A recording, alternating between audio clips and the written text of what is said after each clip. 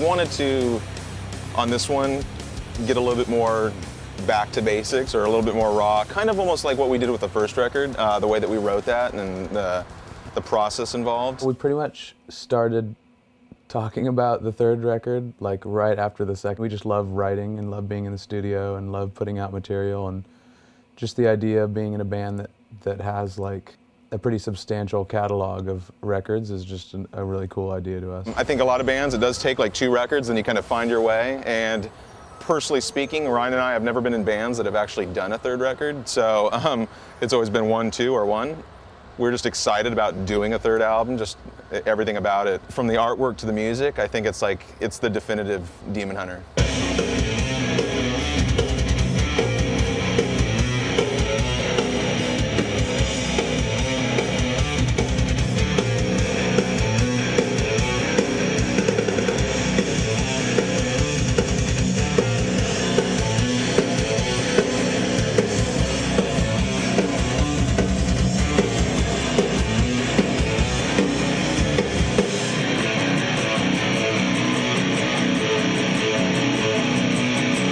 This record, we really wanted to harken back to the days of when we loved metal. Our major influences come from mid and early 90s, like Roadrunner bands, Machine Head, Sepultura, Fear Factory, Prong, a lot of Pantera. Those are our favorite bands. You know, we're definitely from the hardcore scene. We were in hardcore bands, a lot of people know that. But while we were listening to hardcore and just being immersed in that, we were also, you know, listening to this metal, and it was almost like, you know, someday it'd be rad to do a band like this, you know, great production, great packaging, the whole 9 yards. That kind of stood the test of time and something we knew we wouldn't get tired of doing. And also something that we felt like would fill a void in like, in particular, like with Christian music.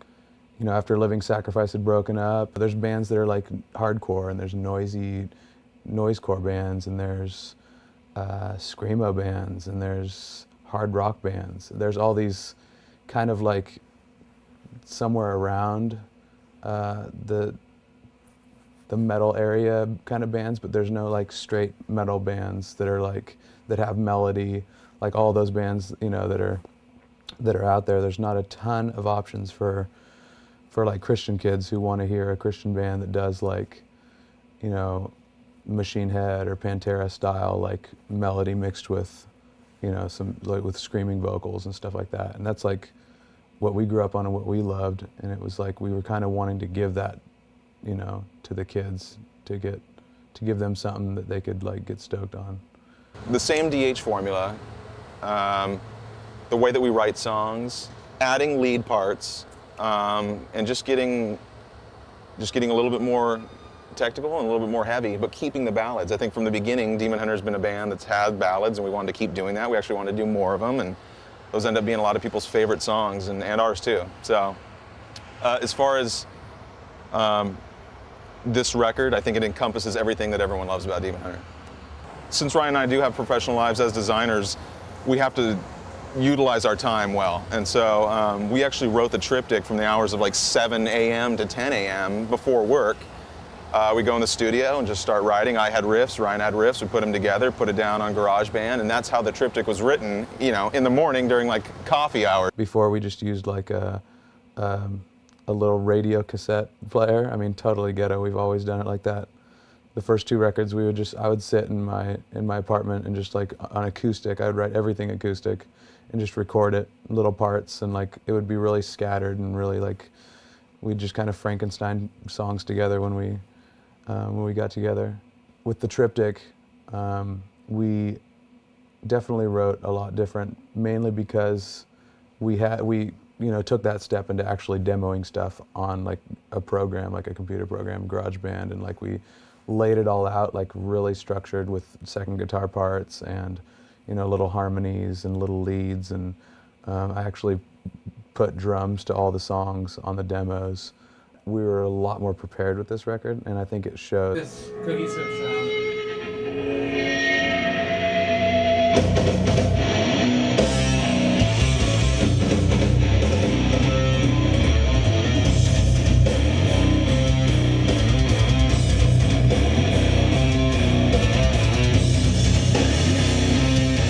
knows what we like. He knows what we want to do. You know, we can basically hand over the controls to him with ideas and like everything from melodies and concepts behind that kind of thing and structure of songs to loops and effects and little things that we add here. He pretty much already knows what we're going to like and what we're going to go for, and very rarely does, I don't think actually ever has he done anything we've been like, yikes, you know, we're not too into that. Pretty much everything he does, it's like, that's killer, we love it.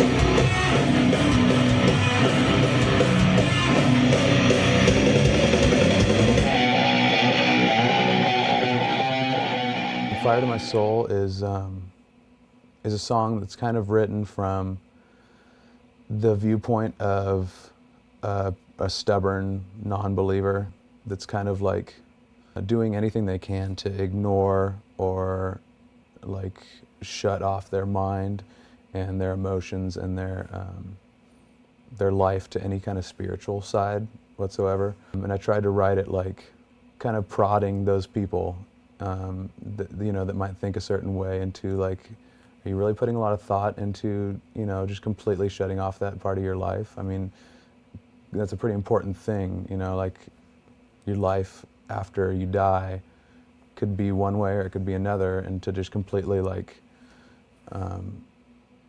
throw that out of your, you know, your mind while you're here on earth is kind of like tragic, to not really like put some thought into that and to make sure that like you know exactly what's going on and to do some research and do some finding out and some soul searching.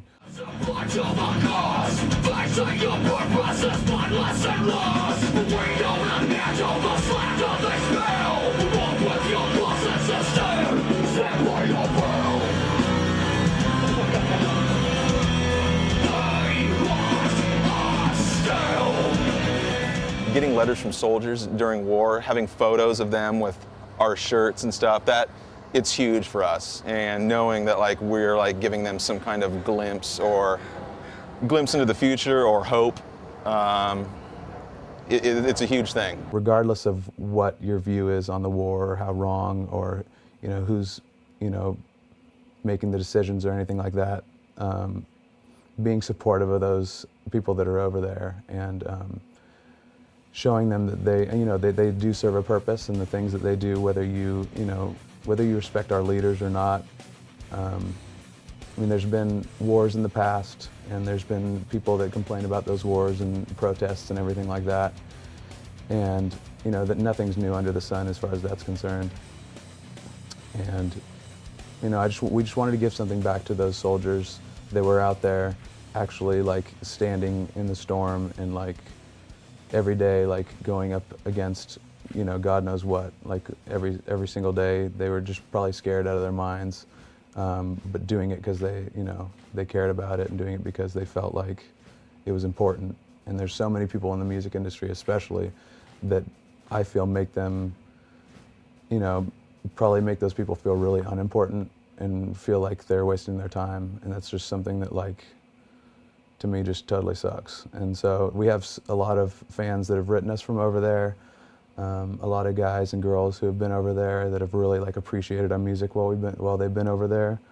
And we just wanted to, I mean, we'd gotten so much of that, so much of those fans, that we were just like, we've got to do something, we've got to give back to them.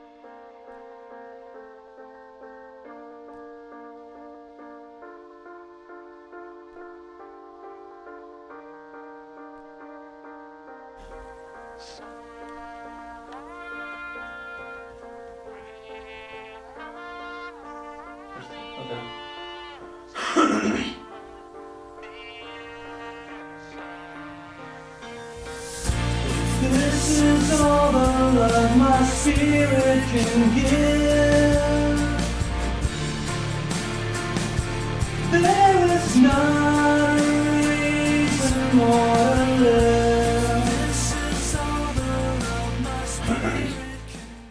you know, if this is all that I am, like, on this earth, if this is, like, all, like, that I'm capable of, like, emotionally and physically and spiritually and stuff, it's kind of depressing to think that we're only capable of, like, a certain amount of giving in terms of, like, emotion and spiritual, in our spiritual life and things like that, because it seems like, you know, there's a certain point at which we give, and then the rest is just pretty much just living for ourselves or being selfish, or you know, doing things that are on our agenda and things like that. And like, you know, I think everyone struggles with that. I totally struggle with just doing things that are on my agenda and like on my time and whatever I need to do for myself, and having to stop and think and like, I mean, what am I giving? What am I doing for like my wife or my friends or my family or things like that? It's not just self-defeating just so you can hear me whine about it, or just so kids can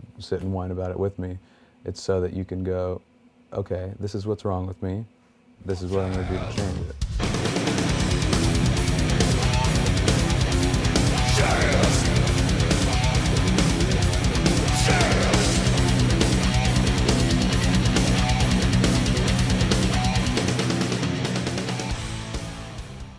You want the good life!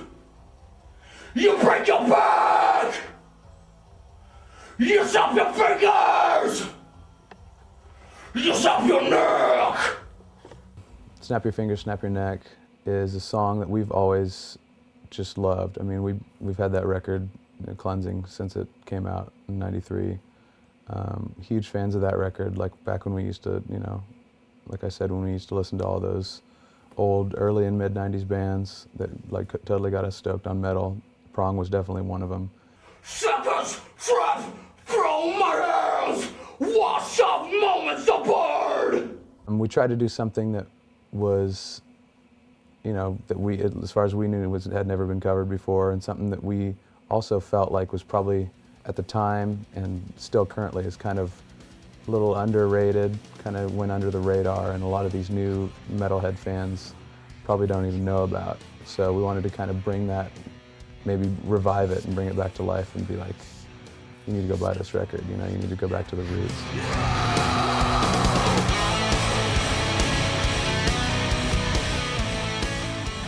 We definitely kicked around the idea of just calling it 3, mainly because of records like Danzig 3 and Led Zeppelin 3 and just the classics that were, you know, where they just numbered the albums. That was something that was like really cool to us, and like we loved all those bands. And then Slipknot put out Volume 3, like right after we had talked about that and thought about that. And by now it's old news, but at the time it was kind of like, well, there goes the idea of calling it 3. Not that it would be exactly the same, but it's pretty close. And since we've had people compare us to them before, it's like, that's the last thing we needed, is to like, it seemed like we ripped off their name, so. Instead of calling it 3, we kind of did some research into other things that kind of represented 3. And we found the word the Triptych, which kind of means a series of 3, specifically sometimes like 3 art pieces, or a series of 3 artistic manifestations or something like that. So, you know, every record that we do, we want to, you know, it's fairly conceptual. Not that the songs follow any kind of storyline or anything like that, but we like to put like a lot of thought and meaning and like artistic expression into like everything that we do, whether it's like a photo shoot or a video or anything like that. We kind of try and go the extra mile whenever we can to make it pretty thoughtful and I guess deep, you could say. As a lot of people know, Ryan and I we have a professional life where we're graphic designers and we work in the music industry, where we do CD packaging and just artwork for bands all day long. And Demon Hunter is an outlet in so many ways for us, musically and artistically, when it comes to the visual aspect of it. It's always been an importance from the very beginning. We literally have kind of formulated how everything is going to go with Demon Hunter. The first album's going to be self-titled. They're going to be, you know, there's from the artwork to the music, it's all been thought about. It hasn't just kind of happened. So it's a way for us to express ourselves in a different way. Last album, we had kind of the amazing photo shoot where we're out in the forest, kind of with the coffin in the car, and we, spent a lot of time thinking about that. Every record that we ever do is going to be in some form the Demon Hunter logo. And we kind of plan to repeat that on every album cover, almost in the way that, like, as cheesy as it sounds, like Chicago, the band, every single album cover had like that Chicago logo done in a different way. And on this album, we have 3 different versions of it, and it's kind of like our way to go outside of our professional life and hire someone else that we look up to, actually, to do work for Demon Hunter. We got Dan Seagrave on board, who'd done work for everyone from like Morbid Angel to Malevolent Creation, Suffocation, bands like that. Just a total amazing, fine artist. And we thought about, well, why don't we incorporate 3 different kind of animals, or I guess not technically animals since one of them's a spider, but 3 different animals like on the covers, and have it be like, have them set apart even more so, because we were thinking, just having 3 different looking logos is kind of like, I don't know if that's set apart enough. So we wanted something to be really, really specifically different. So we thought of a snake and spiders and, ravens or crows. So those are basically the only art direction that we gave Dan, and he just kind of ran with it. And he's delivered like to the nth degree. Even from the photo shoot down to the cover, we just spent a lot of time in conceptualizing it, thinking about it, and we try to one-up ourselves every single time, and we hope that we pull it off. So it's definitely very important to us. We're not on the road all the time because of our professional lives, and I think that in some way we kind of try to make up for the lack of us appearing in your city. There's going to be something amazing, the music's going to hold strong, it's going to be on its own, and and the artwork's going to be amazing. And we just kind of want an entire package for the fan, and that's kind of what we put into it.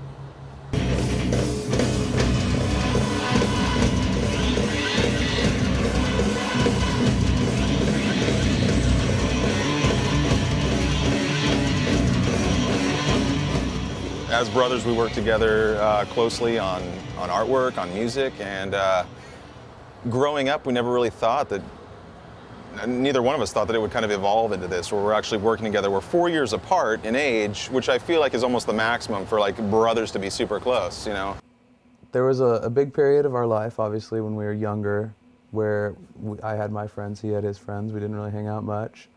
And then like in our teens, we kind of started seeing things like the same. We started getting into the same kind of music. And then like this kind of post-high school time for us was like this time when we really started seeing things like on the same plane. We got really into hardcore, and like his friends kind of became my friends and vice versa. And it was just like, it was this big like hardcore, group of kids from, Elk Grove, where we grew up.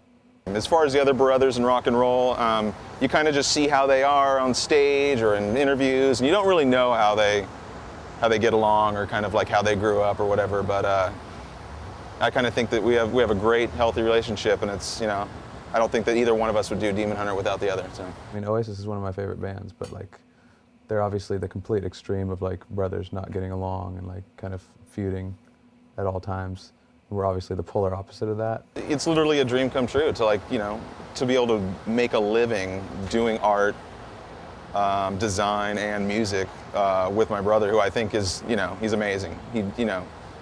I kind of think that everything he does when it comes to artwork is amazing, and we both like work off each other and get stoked off each other. I get inspired by him, and I think likewise. And when it comes to writing music, the way that the ideas flow, sometimes we'll like write something together and we'll look at each other and be like, I can't believe we just came up with that in 5 minutes. The song's pretty much done. And it's, honestly, we feel that it's a God-given talent. We don't know, we just always kind of give him the glory as far as like where it comes from. Because in the last 5 years, some amazing things have happened within the realm of Demon Hunter and the other jobs that we have, and working together is is amazing. I wouldn't trade it for the world, and you know, it's inspiring all at the same time. You know, I get to work with like a guy that, you know, artistically and everything, you know, I look up to, and it's to be part of the family. You know, our parents were all very close, and my parents my parents are obviously stoked about it, and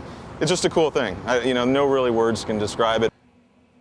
We have this kind of like a Siamese twin connection in terms of like what we like and what we think works. It's like, you know, I don't think there's anything that I could write that he would be like, you know, other than maybe real little details.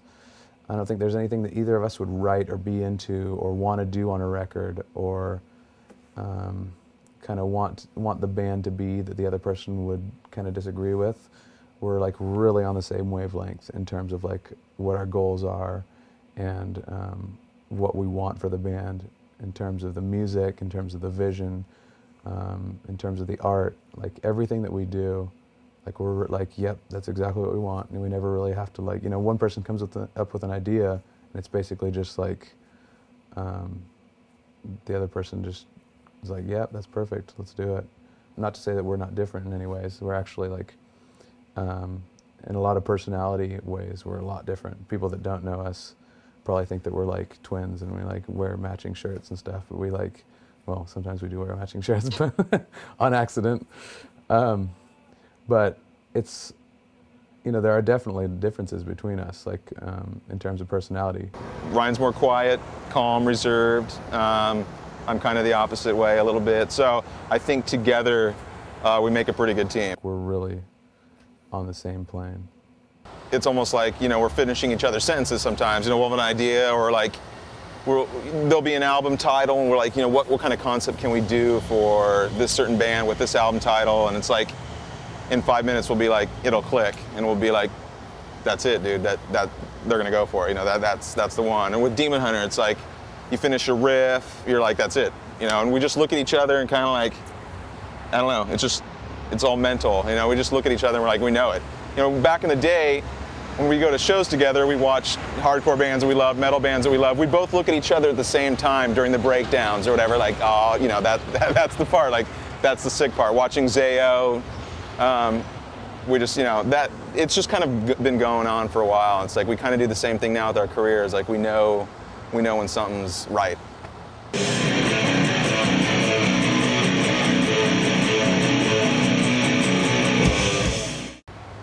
With Demon Hunter, it started off as an idea, and you know, kind of us kind of joking around one night, like, dude, that would be rad to start something like this, where we're taking influences from bands that we love and turning it into this little project. And honestly, when we went into the studio first time to do Demon Hunter, we didn't think it'd be anything more than that, just a project. We're super proud of it.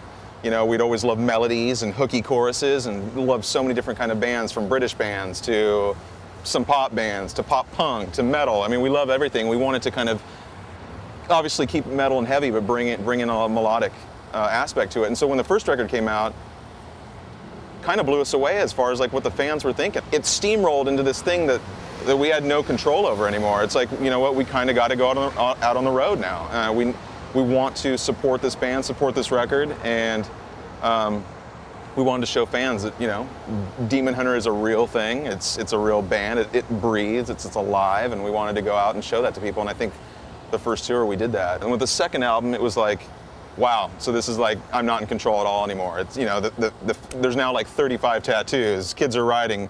People in Iraq are writing to us. It's becoming way bigger than we ever thought. It's something that we can't even control anymore. And to be honest with you, we have such a strong belief that this band is for the fans. Demon Hunter is for every kid out there that listens to this album and gets something out of it. It's become this thing where like we don't ever want to stop. We don't, you know, we can't sing it ever stop. As long as we can control it on when we record and when we tour, I don't see it ever ending. It's something that has kind of spiraled into a beast of its own, and we're so thankful that people get so much out of the music. It's, you know, it's not only like a ministry, it's also just a huge passion for us, and we feel very blessed to be doing Demon Hunter. This record has a lot of firsts on it for Demon Hunter. I think it has something for people that might not have saw Demon Hunter a certain way and might have thought, I wish Demon Hunter was more technical. I wish they had, you know, breakdowns. I wish they kind of went a little further with the electronic thing or anything like that. Went, you know, kind of had like some acoustic stuff, some even, you know, mellower stuff or like some extra songs or anything like that. This record, I think, for the first time fulfills all those needs and all those, like, you know, if anyone ever wanted a little bit more from Demon Hunter, I think this record kind of spans that whole gamut of like different things. There's like some breakdowns on this record that are like really, you know, just straightforward breakdowns, like hardcore style breakdowns, and then there's like real metal riffage, like old school metal leads and stuff like that. And I think it's like, I think people are going to be surprised by hearing that kind of stuff from us, but also like really stoked and like really fulfilled that like we actually, you know, came through with something like that for this one.